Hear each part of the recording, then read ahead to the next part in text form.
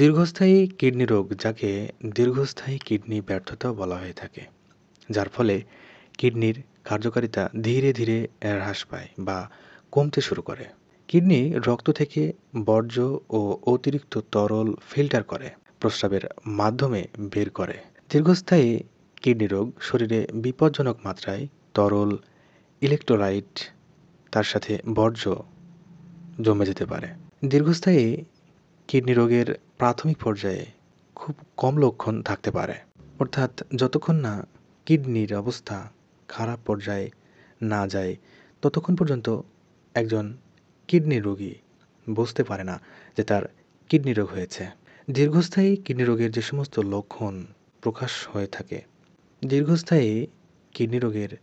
যে সমস্ত লক্ষণগুলো দেখা দিতে পারে, সে সমস্ত লক্ষণগুলোর ভিতরে বলতে গেলে, অর্থাৎ যারা কিনা দীর্ঘমেয়াদী কিডনি রোগে ভুগছেন তাদের ক্লান্তি এবং দুর্বলতা দেখা দিতে পারে এবং হাতে পায়ের গোড়ালি ফুলে যেতে পারে, বমি বমি ভাব বা